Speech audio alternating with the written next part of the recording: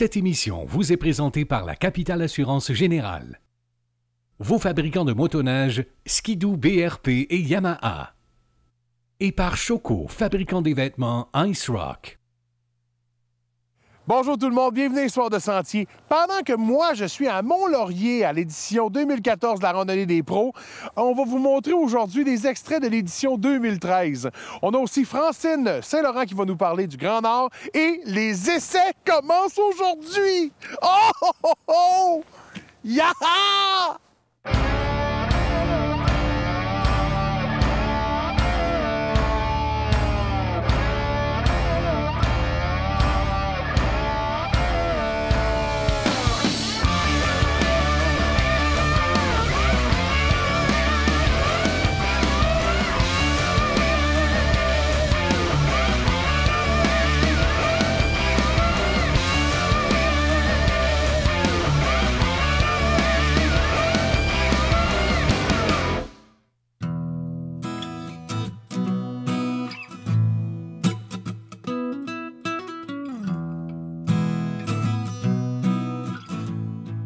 Sixième édition de la nouvelle formule de randonnée des pros là, pour le cancer du sein.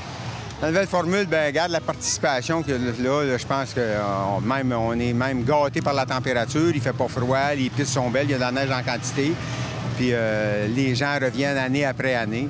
Fait que c'est ça qui est le fun de revoir tous ces visages-là là, après tous les ans. Fait que les gens ont à cœur la fondation, puis on travaille fort là, pour la réussite. Chaque année, on a des artistes invités. On a Jean-François Brault et Marie-Ève qui viennent tous les ans, maintenant la 6e édition. Puis à chaque année, il y a des artistes qui se greffent. On a Emmanuel Auger qui est là depuis la 3e année, qui nous fait rire à tous les ans. Ce qui est agréable, on peut justement rencontrer ces artistes-là, les côtoyer toute la journée. C'est plus rendu, c'est pas des gens qui sont inatteignables, c'est qu'on est habitué de voir au petit écran. C'est vraiment rendu, c'est des amis, puis on passe une journée en chum avec des gens qui sont connus. Donc ça fait différent un peu, ça change du quotidien. On a une très belle journée pour ça aujourd'hui, comparativement à l'an passé qui faisait... Ça, c'est notre ami. Ah, excusez. C'est notre ami Éric. Et il fait 30 degrés de plus que l'an passé, fait que c'est magnifique. Moi, j'adore faire la motoneige. En fait, depuis j'ai l'âge de 8 ans, donc aujourd'hui, youhou, let's go! On est très content d'être là cette année. Puis en plus, cette année, on a une chance unique d'avoir une température excessivement clémente. Parce que pour les gens qui nous suivent à chaque année, vous rappellerez que l'année passée, il faisait moins 32 sans le facteur vent. Alors, on parlait de quasiment de moins 40. Pour moi, c'est moins 1000, ça. Puis aujourd'hui, je pense qu'il fait quelque chose comme 5-6 degrés à voir. C'est une belle température. Il y a eu de la neige beaucoup dans les dernières semaines. Malheureusement, de la pluie aussi. Mais bon, il y a quand même pas mal de neige sur la piste. Alors, ça va être une journée, je crois, magnifique. Il y a également pour soutenir la cause, parce que c'est une cause excessivement louable. On sait tous à quel point le cancer du sein est un fléau. Bon, ça touche, je veux dire, quand même beaucoup de gens. Il n'y a pas personne, je pense qu'il n'y a pas une famille au Québec qui n'a pas été de près ou de loin touchée par le cancer. C'est dur de ne pas revenir. 1, parce que la cause est le fun. 2, le monde est le fun. Puis 3, Manu est là. Quand Manu est là, c'est sûr qu'il va avoir du fun. Ah, gars, il fait juste savoir le Kodak. L'année dernière, on a donné un montant de 30 000 à la Fondation Kelly-Shaher. Ça va en escalier d'année en année, donc on monte toujours. Avec une première édition à 8 000, 30 000 la 5e édition l'année passée. Donc, on va essayer de voir ce que ça va être cette année.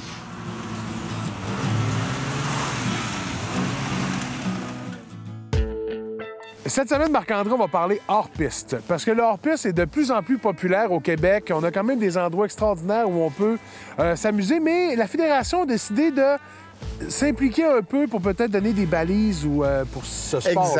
Exactement. Nous, au niveau du Congrès, on est revenu avec un sujet qui était sérieux, qui était les hors-pistes. On sait que c'est 60 de la production de nos fabricants, de BRP, de Polaris et de tous les autres, qui vont fabriquer 60 de leur motoneige, c'est du hors-piste.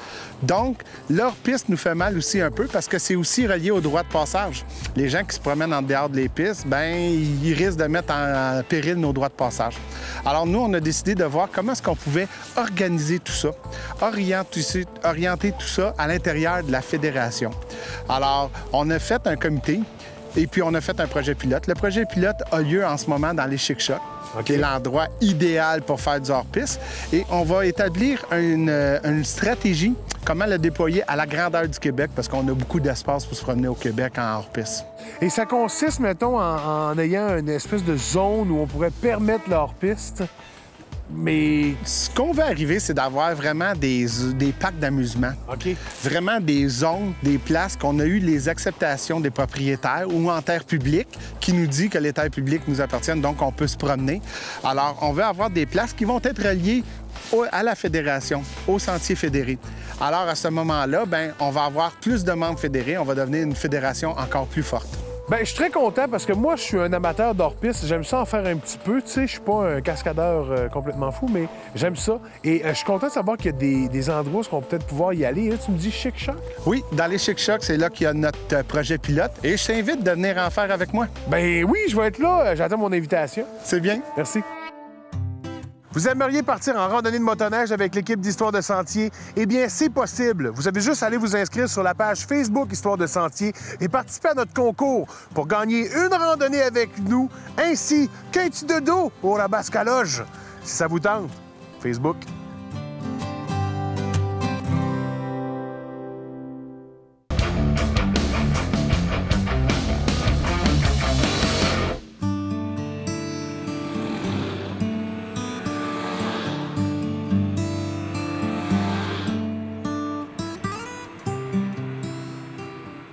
Une des présidentes de la Fondation, Isabelle, elle me disait qu'ils ont, depuis 2006, aidé plus de 600 personnes. Ils sont fraîchement installés à Montréal dans un nouveau bureau. Ils ont ramassé plus d'1 million de dollars jusqu'à maintenant. C'est beaucoup d'argent, c'est beaucoup de sous, c'est beaucoup de gens à aider, mais il y a encore à dire, il y a quelques périodes dans l'année quand même qu'on ne réussit pas à subvenir aux besoins de tout le monde, non, parce que malheureusement. Donc, c'est pour ça que des journées comme aujourd'hui sont importantes, vraiment pour aider à cette fondation-là. Yves Constantino m'a appelé à la fin de l'été, puis il me dit, écoute, je cherche un président d'honneur, ça te tente-tu? C'est sûr que ça me tente parce que la présidence, pour moi, du Kelly Shire ici, ça représente bien d'autres choses que juste une randonnée de motoneige. Moi, ma femme a eu le cancer il y a une dizaine d'années. Fait que ça me touche de près, ça. Et puis, on a toujours été avec la Fondation, nous autres, depuis de nombreuses années. Ça a commencé au Québec, la randonnée Kelly Shire, à l'Estérel. On a fait ça 2 ans là-bas. Après ça, nous, on s'est transportés ici lors de l'achat du Rabasca. Et puis, le Kelly Shire a suivi, naturellement, avec la collaboration d'Yves Constantino. C'est eux, vraiment, qui ont pris ça en main. Et puis nous, dans le fond, Dominique est sur le comité de sélection pour les demandes de Kelly Shire depuis 8 ans déjà. Et puis, donc, c'est une cause qui nous tient à cœur. Bien, c'est Paul Ducharme qui m'a sollicité. Ça fait déjà une couple d'années qu'il m'en parle. Puis je pouvais pas les autres années. Cette année, il m'a appelé, puis je pouvais. Et puis j'ai une sœur qui souffre d'un cancer du sang, en fait, qui est en rémission complète. Ça va bien. Donc, je suis très sensible à la cause aussi. Puis la cause Kelly Shire, que je connaissais pas avant, que je connais maintenant, puis je trouve que c'est une belle initiative, c'est une belle façon d'aider les gens en besoin, qui ont des cancers, qui ont des besoins. Donc, c'est l'argent qui va directement aux personnes, c'est quelque chose de beau. Ça va vraiment bien. Je suis vraiment surprise parce qu'au début, je savais pas trop, tu sais. J'étais un petit peu insécure, mais là, je pense que ça va trop bien même. Il faut que je fasse attention parce que je suis un peu moins prudente, là. Fait que je vais faire attention. Mais j'adore ça. Je passe tellement de belles journées. C'est magique. Bien, franchement, on peut pas demander mieux que ça. J'avais une équipe du tonnerre, ça allait écouter, mon vieux. Je ne sais pas si c'est parce qu'il y avait beaucoup de dames, mais ça a été comme, je sais pas...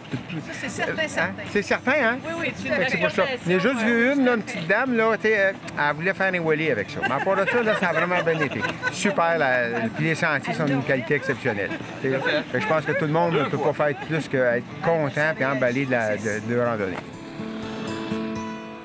Ce soir, on va avoir le spectacle là, avec tous nos artistes invités.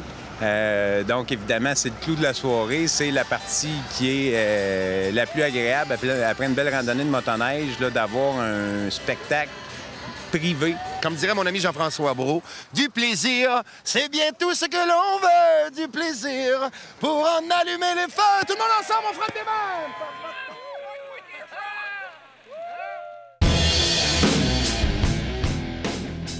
Cette semaine, on essaye le nouveau phaser de Yamaha XTX, Ken. Et OK, déjà au premier coup d'œil... Premier regard. Regarde, le look est très avant-gardiste. Il y a quelque chose de vraiment... c'est spécial. C'est la première fois qu'on voit une motoneige découpée un peu comme ça. Bien, c'est ça. Lorsqu'ils ont réintroduit, parce qu'on sait que le phaser existait déjà dans les années... avec le volant et la lumière qui tournait, le vieux modèle. Jusqu'en 90 environ. Là, ils ont réintroduit le phaser il y a quelques années et ils se sont dit, on va aller dans un look soit que t'aimes ou que t'aimes pas. OK. Ils n'ont pas fait de quoi de entre les deux pour plaire à monsieur, madame, tout le monde. Ils se sont dit, le phaser, on va aller chercher l'avant-gardiste, nouveau look. Tout le monde dit que ça a l'air d'une sauterelle, d'une libellule. Ouais. Le moteur, c'est un moteur de 80 chevaux qui est amplement pour tout ce qu'on peut faire en motoneige. Et là, le modèle qu'on a ici, c'est le XTX, donc avec la chenille de 144 pouces. Oui.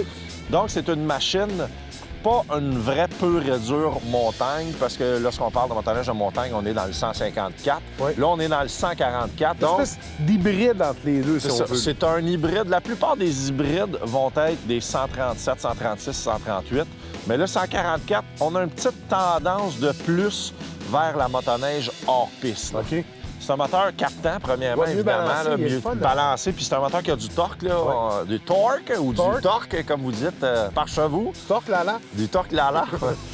Mais c'est ça, c'est vraiment, on aime ou on n'aime pas. C'est une belle petite motoneige, c'est quand même léger. Et moi, ce que j'aime de ce motoneige-là, c'est la position de conduite qui est, on est haut. Tu sais, on n'est pas assis avec le guidon trop haut, fait qu'on est bien assis haut. C'est sûr qu'on est grand, c'est plus facile. On est assis haut, une bonne prise en main. Et, tu sais, il faut vraiment, là, les gens qu'on croise dans les sentiers sont contents de nous voir.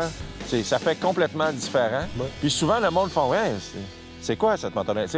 Non, oui, sont interrogés. Ils sont pas trop certains. Quelque chose que j'aime bien de Yamaha, c'est les exhausts en arrière. Ça, je trouve ça bien le fun. Je trouve que c'est trippant d'avoir ça là, au lieu de l'avoir en dessous du moteur. Comme toutes les autres. Comme toutes les autres. Ce qui est le fun, un des gros avantages justement de ça, c'est le moteur captant, les longs ponts d'échappement, et ça crée de très beaux sons. Oui. C'est un des gros avantages. Mais ça, on va en reparler plus tard cette saison parce que on a quelque chose qui fait vraiment un beau son chez Yamaha. Oh oh!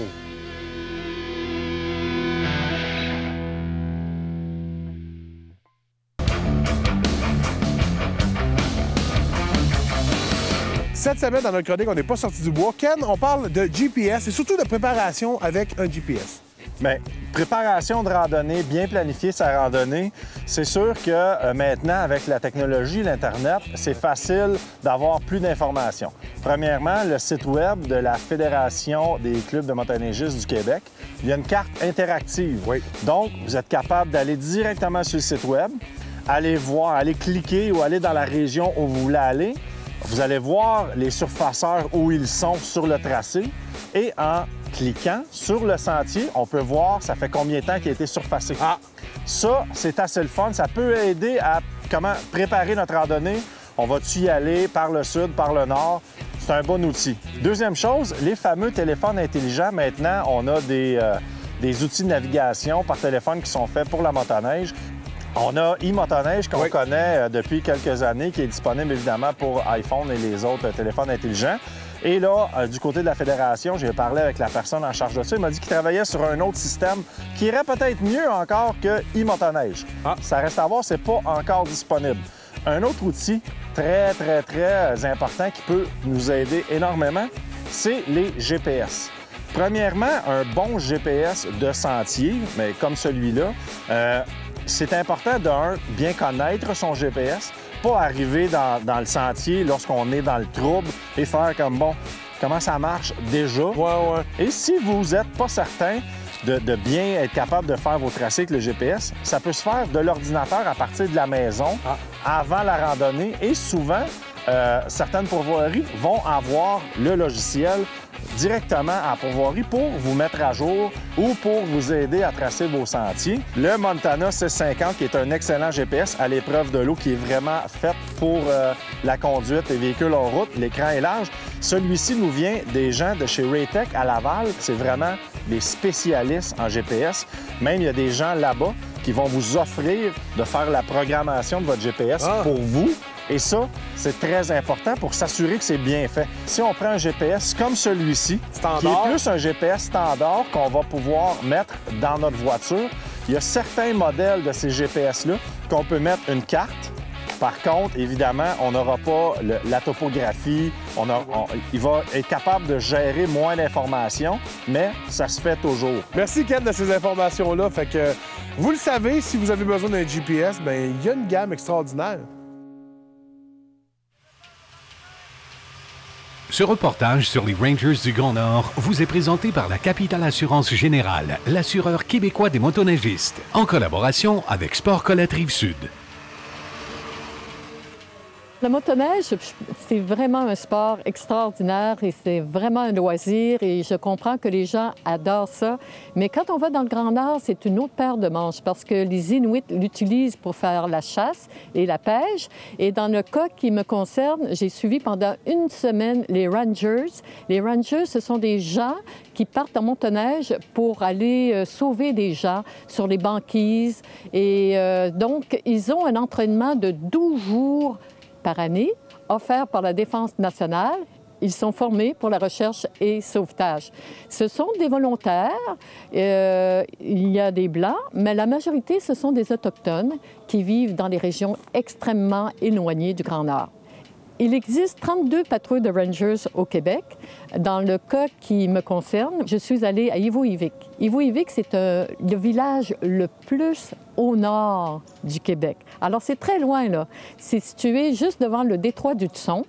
Donc, ce sont des Inuits qui composent cette patrouille-là, qui est la patrouille d'Ivo-Ivik. Ils amènent avec eux autres un genre de traîneau. Ce sont les Autochtones qui ont conçu ça s'appelle le camoutique. Un camoutique, ça leur permet de rentrer, de mettre du matériel, etc. Ça peut peser juste, on s'imagine, 300 à 400 livres qu'ils doivent tirer avec la motoneige. Alors, dans le camoutique, ça comprend, c'est l'équipement qu'on leur fournit pour être capable de se déployer. Soit on transporte les tentes, le gaz, l'huile, le nafta, l'équipement de premiers soins, l'équipement de cuisine, on peut dire, comme le poêle Coleman, la lanterne, et ainsi que leur équipement personnel là, pour passer 5 jours dans la toundra. Les Rangers de la patrouille du Ivo-Ivik sont composés de 15 personnes, donc en grande partie de jeunes personnes de la vingtaine d'années, composés de 60 de femmes présentement. La journée de notre départ, donc, on est parti du village Ivo-Ivik.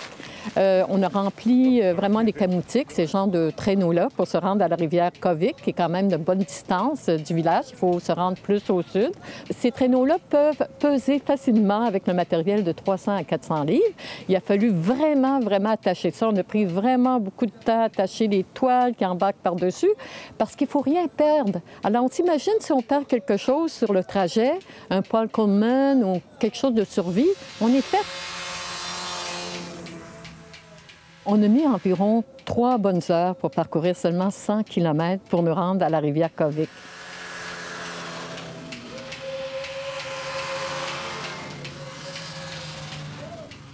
Il faisait froid. On peut s'attendre à des températures de moins 35 degrés Celsius, sans compter les rafales de vent qui peuvent atteindre 150 km/h. Alors, c'est vraiment quelque chose. J'ai eu la très mauvaise surprise quand on est arrivé sur place et qu'on a monté les tentes, de comprendre, de réaliser qu'on allait dormir dehors. Alors, le plancher était de neige et je me suis dit, mon Dieu, je vais m'ennuyer de ma mère. Moi, ce que j'avais peur, c'est d'avoir envie d'aller aux toilettes la nuit, parce que les Rangers vont aller chasser autour, vont aller pêcher, ils mangent ça autour de la tente, etc. Donc, tu as des plumes, des carcasses, du sang, des os. Puis là, tu sais que ça va attirer des loups, ça va attirer aussi des ours blancs, parce que tu as vu des pistes de loups autour. J'ai entendu un loup en train de manger. Oui, il est en train de dévorer sa proie. Ouais. Assez épeurant. Je suis revenu très rapidement au camp. Et il y avait raison. Parce qu'effectivement, on a vu, pas loin, des restes de caribous. Puis en même temps, bien, il faisait tellement froid là, on avait tellement hâte de rentrer dans la tente pour se faire un petit thé chaud, mais l'eau il y avait plein de glaçons. Alors, il fallait attendre que l'eau devienne chaude, puis il fallait bouillir l'eau, etc. Donc, avant qu'on ait notre petit liquide très chaud pour boire, là, c'était vraiment long.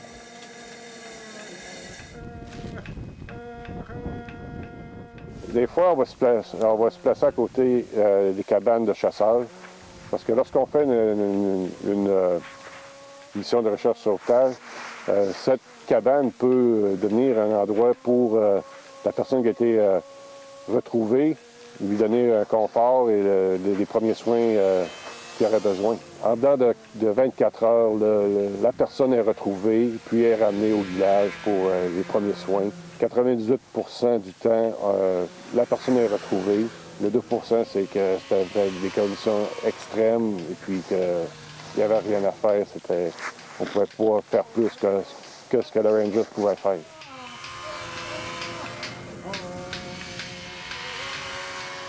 La motoneige, pour le Ranger, c'est vital. Moi, je travaille avec les Inuits.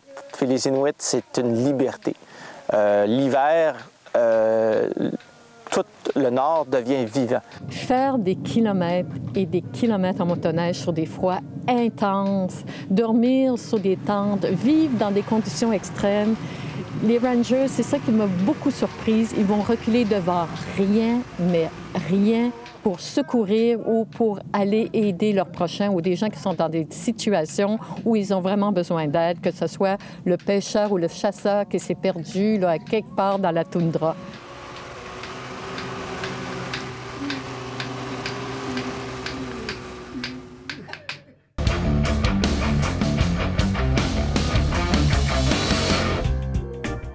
Passionné de motoneige, M. Grenier ne ménage pas ses efforts pour entretenir les pistes de l'association sportive Whisky de Wheaton, et ce, depuis 1998. Loin des projecteurs, M. Grenier contribue à sa façon à faire reconnaître la MRC du Haut-Saint-François comme une destination de choix, notamment auprès des motoneigistes canadiens et américains. Merci à ce précieux bénévole.